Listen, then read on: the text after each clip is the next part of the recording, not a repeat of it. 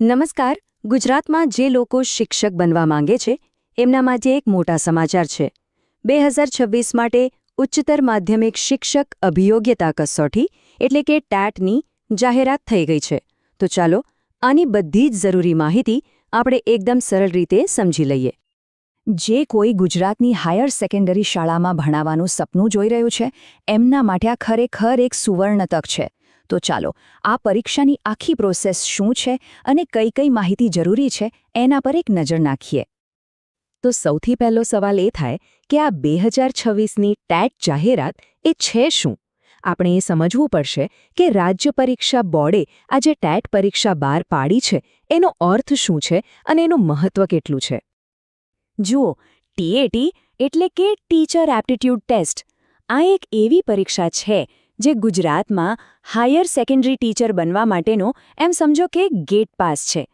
રાજ્ય પરીક્ષા બોર્ડ આ પરીક્ષા લે છે અને જો સરકારી કે ગ્રાન્ટેડ સ્કૂલમાં ભણાવવું હોય તો આ પરીક્ષા પાસ કરવી ફરજિયાત છે. એના વગર આગળ વધી જ ના શકાય. ચાલો હવે સૌથી રસપ્રદ વાત પર આવીએ. કયા કયા વિષયો માટે આ પરીક્ષા આપી શકાશે? ચાલો આપણે આખી લિસ્ટ જોઈએ જેથી ખ્યાલ આવે કે પોતાની સ્પેશિયાલિઝેશન ક્યાં છે. અહીંયા જુઓ, કુલ 21 વિષયો છે.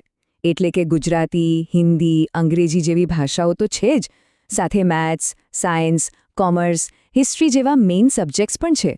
પણ એટલું જ નહીં, કમ્પ્યુટર, યોગ અને એગ્રીકલ્ચર જેવા વિષયોને પણ સામેલ કરવામાં આવ્યા છે. એટલે જે પણ ઉમેદવારની માસ્ટર ડિગ્રી જે વિષયમાં હોય એ પ્રમાણે તેઓ પોતાનો વિષય પસંદ કરી શકે છે. સારું, હવે ફોર્મ ભરવાનો વિચાર આવે એટલે સૌથી પહેલા મનમાં શું આવે? કયા કયા ડોક્યુમેન્ટ્સ જોઈશે, બરાબર ને?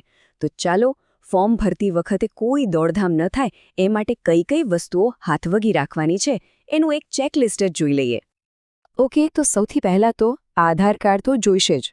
એ પછી ગ્રેજ્યુએશન, માસ્ટર્સ અને બીએડ આ ત્રણેયની બધી જ માર્કશીટ તૈયાર રાખવાની છે. હા, અને એક પાસપોર્ટ સાઇઝનો ફોટો અને સહી એને સ્કેન કરીને રેડી રાખવા. હવે જે લોકો અનામત કેટેગરીમાં આવે છે એમના માટે ખાસ ઓબીસી ઉમેદવારોએ નોન ક્રિમિલેયર સર્ટિફિકેટ અને એસસી, એસટી કે ઓબીસી કેટેગરીના ઉમેદવારોએ જાતિનું પ્રમાણપત્ર આ બંને કમ્પલસરી છે. ચાલો, ડોક્યુમેન્ટ્સની વાત તો થઈ ગઈ. હવે વાત કરીએ ફીની, એટલે કે અરજી કરવા માટે કેટલો ખર્ચ થશે. અહીંયા કેટેગરી પ્રમાણે ફી અલગ અલગ રાખવામાં આવી છે એટલે કોઈ કન્ફ્યુઝન ન થાય. તો જુઓ, જે જનરલ કેટેગરીના ઉમેદવારો છે એમના માટે ફી છે 500 રૂપિયા અને જે એસસી, એસટી કે ઓબીસી કેટેગરીમાં આવે છે એમના માટે ફી રાખવામાં આવી છે 400 રૂપિયા. અને હવે સૌથી અગત્યની વાત, આ માહિતી તો કોઈએ ભૂલવાની જ નથી. એક તારીખ છે જે કેલેન્ડરમાં અત્યારે જ માર્ક કરી લેવા જેવી છે. અરજી કરવાની છેલ્લી તારીખ છે 19 ફેબ્રુઆરી 2026. ફરીથી કહું છું, 19 ફેબ્રુઆરી 2026. છેલ્લી ઘડીની રાહ જોયા વગર આ તારીખ પહેલાં જ ફોર્મ ભરી દેવું ખૂબ જ જરૂરી છે, નહીં તો મોકો હાથમાંથી જતો રહેશે. હવે માની લો કે ફોર્મ ભરતી વખતે કોઈને ટેકનિકલ તકલીફ પડી કે પછી સરકારી નોકરીની બીજી અપડેટ્સ વોટ્સએપ પર જ જોઈતી હોય તો એના માટે પણ એક ઉપાય છે.